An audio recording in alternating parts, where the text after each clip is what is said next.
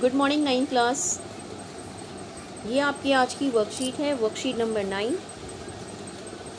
आपकी social science सामाजिक विज्ञान की ये वर्कशीट है। 27 तारीख की ये वर्कशीट है। हमारी आज की वर्कशीट का जो टॉपिक है वो है हमें संसद क्यों चाहिए। जब भी हम कोई भी चीज़ पढ़ते हैं, उसका जो भी टॉपिक होता है, सबसे पहले हमें उस विषय के बारे में पता होना चाहिए कि हम किसके बारे में पढ़ रहे हैं। हमें संसद क्यों चाहिए, तो मतलब हमें किसके बारे में पढ़ना है, संसद। और हमें इसका अर्थ पता होना चाहिए कि संसद, आपने बहुत बार ये शब्द सुना भी होगा कि संसद क्या होती है, तो इसका अर्थ भी आपको पता होना चाहिए कि संसद हम किसे कहते हैं। संसद का अर्थ है जनता द्वारा प्रत्यक्ष या अप्रत्यक्ष रूप से चुने हुए लोगों की जो संस्था होती है, उसे हम संसद कहते हैं।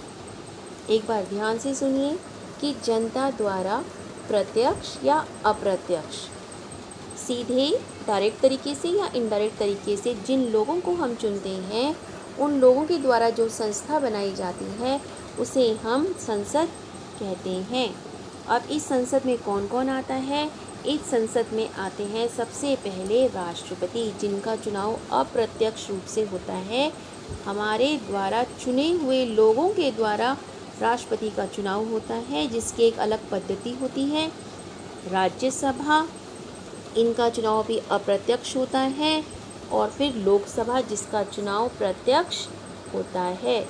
ठीक है, इतना याद रखेंगे कि जनता द्वारा चुने हुए लोगों की संस्था को संसद कहते हैं। इसमें तीन बातें शामिल हैं, तीन चीज़ें शामिल हैं। एक राष्ट्रपति, राज्यसभा और लोकसभा। ठीक है, अब ये संसद करती क्या है, क्या काम है संसद का?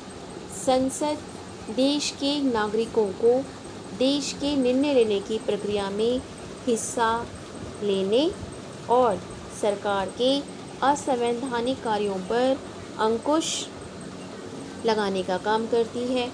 क्या करती है भाई? हम पूरा देश तो देश के लिए निर्णय नहीं ले सकता ना, तो कौन लेगा? हमारे द्वारा चुने हुए लोग, जिनको हमने चुना है और ये संसद भवन में हमने उनको भेजा है, ताकि वो हमारे लिए, देश की जनता के लिए निर्णय लें। और जो चुनी हुई सरकार है, अगर वो कोई गलत निर्णय लेती है जो जनता के हित में नहीं है, तो उस पर अंकुश लगाना, उसको कंट्रोल करना भी इसी संसद का कार्य है। इसीलिए जो ये संसद है वो भारतीय लोकतंत्र का सबसे महत्वपूर्ण प्रतिनिधि। ये हमने पढ़ लिया संसद के बारे में। अब हम आगे बढ़ते हैं कि संसद क्या करती है।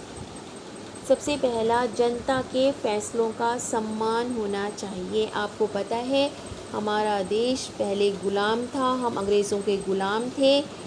जो हमारे ऊपर निर्णय थोप दिया जाता था, हमें वो मानना पड़ता था। हम उसकी आलोचना, मतलब हम उसकी बुराई भी नहीं कर सकते थे। अगर हम बुराई करते तो हमें बहुत कठिनाइयों का सामना करना पड़ता था, हमें जेल में डाल देते या हमारे खिलाफ़ कोई कार्रवाई हो जाती थी। लेकिन आज़ादी के बाद लोग सरकार के फैसलों में चुनाव के माध्यम से अपनी बातें सरकार तक पहुंचाने में सफल होने लगे हैं। लेकिन अब क्या है, अब चुनाव, जो भी सरकार चुनी जाती है वो चुनाव के माध्यम से चुनी जाती है। हमारे द्वारा चुने हुए लोग होते हैं और वो जनता की बात सरकार तक पहुंचाते हैं।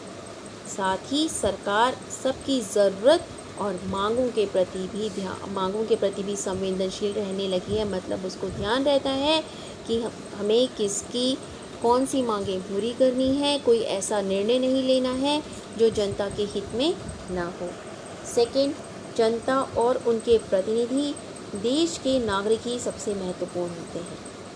नागरिक संसद के लिए अपने प्रतिनिधियों का चुनाव करते हैं। नागरिक ही चुने हुए लोगों को यहाँ संसद में भेजते हैं। चुने हुए प्रतिनिधियों का एक समूह, और जितने लोगों को हमने चुना है उनमें से कुछ चुने हुए लोगों के द्वारा सरकार बनती है। जनता द्वारा चुने गए सभी प्रतिनिधियों के समूह को संसद कहा जाता है। एक उदाहरण से थोड़ा मैं आपको समझाऊं।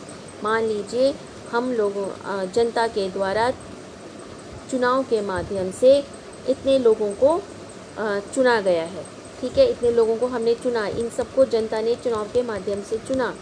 अब इनमें से जिस पार्टी को सबसे ज़्यादा वोट मिला होगा वो पार्टी इसमें से निकलकर सरकार बनाएगी, ठीक है। और ये सभी जो चुने हुए हैं, जो जीते हुए लोग हैं, ये सभी मिलकर क्या बनाएंगे? संसद, ठीक है। मैंने आपको पहले भी बताया कि संसद में 3 बातें शामिल हैं। कौन कौन? राष्ट्रपति, राज्यसभा और लोकसभा, ठीक है। राष्ट्रपति का चुनाव अप्रत्यक्ष होता है, राज्यसभा का चुनाव अप्रत्यक्ष होता है, सिर्फ लोकसभा का चुनाव प्रत्यक्ष होता है, ठीक है। याद रखेंगे इस लाइन को कि जनता द्वारा चुने गए प्रतिनिधियों का जो समूह होता है, ग्रुप होता है, उसे संसद कहते हैं। यह संसद सरकार पर नियंत्रण रखती है। ये संसद सरकार को कोई भी गलत फैसला नहीं लेने देती। अगर कोई गलत फैसला लेती है तो उसका मार्गदर्शन करती है, सही रास्ता बताती है। इस तरह से प्रतिनिधियों के माध्यम से जनता ही सरकार बनाती है और उस पर नियंत्रण रखती है, ठीक है। आगे देखते हैं। ये जो राज्यसभा होती है, इस राज्यसभा का जो सभापति होता है वो हमारे उपराष्ट्रपति होते हैं। याद रखेंगे हमेशा, राज्यसभा के सभापति कौन होता है? हमारे देश के उपराष्ट्रपति होते हैं, ठीक है। चलिए अब क्वेश्चंस देखते हैं। क्या क्वेश्चंस हैं? सबसे पहला, संसद के विषय में आप क्या जानते हैं? जितनी बातें हमने पढ़ी हैं ऊपर, संसद का हमने पढ़ा है, ये जनता के द्वारा चुने हुए प्रतिनिधियों का समूह को संसद कहते हैं। संसद के ये 3 पार्ट्स होते हैं और संसद क्यों ज़रूरी है ये आपने यहाँ पर लिखना है। अगला क्वेश्चन, सरकार के फैसलों में जनता कैसे भागीदार बनती है? बताएं कैसे। जनता चुनाव द्वारा जिन प्रतिनिधियों को उचित समझती है उनको वोट देती है और वो जीत कर संसद में जाते हैं और हमारी तरफ से वहाँ पर निर्णय लेते हैं। क्या जनता सरकारी फैसलों की आलोचना कर सकती है? बिल्कुल कर सकती है। जब हम गुलाम थे तब हम आलोचना मतलब निंदा, अगर कोई फैसला हमें पसंद नहीं है तो हम उसकी आलोचना नहीं कर सकते थे, लेकिन अब हमारा देश आज़ाद है, हम सरकार के फैसलों की आलोचना कर सकते हैं और उसके खिलाफ हम विरोध भी कर सकते हैं। आपने देखा है कई लोग धरना प्रदर्शन देते हैं किसी भी सरकारी निर्णय के खिलाफ, तो ये जनता का अधिकार होता है कि अगर उसको कोई फैसला पसंद नहीं आया या जनता के हित में नहीं लग रहा तो उसके खिलाफ वो प्रदर्शन करती है या उसका विरोध करती है या आलोचना करती है। संसद किस प्रकार आम जनता की आवाज़ होती है, ये आप बताएंगे किस प्रकार होती है। इतना मैंने आपको हिंट देती हूँ कि संसद में क्योंकि हमारे द्वारा चुने हुए प्रतिनिधि होते हैं, सरकार को कोई गलत निर्णय नहीं लेने देते। अगर कोई गलत निर्णय लिया जाता है सरकार द्वारा तो उसका मार्गदर्शन करते हैं। इस तरह से संसद में क्योंकि हमारे द्वारा चुने हुए प्रतिनिधि होते हैं, जनता द्वारा चुने हुए प्रतिनिधि होते हैं, वो जनता के हित में फैसला लेते हैं, इसलिए वो आम जनता की आवाज़ होती है, ठीक है। तो ये आपकी आज की वर्कशीट है, ध्यान से करेंगे। अभी हमने बहुत कम मैटर पढ़ा है, थोड़ा सा पढ़ा है, इसको हम आगे डिटेल में पढ़ेंगे। पहले आप इतना ही समझ लेंगे कि संसद किसे कहते हैं, कौन कौन इसमें शामिल है, कौन कौन होता है, ये बहुत इम्पॉर्टेंट है, इतना आपके दिमाग में बैठ जाना चाहिए, ठीक है। और यहाँ पर आपको संसद भवन की पिक्चर भी दिखाई गई है, देखिए ये है संसद भवन, जहाँ पर हमारे द्वारा चुने हुए प्रतिनिधि बैठते हैं और देश के लिए महत्वपूर्ण निर्णय यहीं पर लिए जाते हैं। तो ये आपकी वर्कशीट है, ध्यान से करेंगे सभी बच्चे।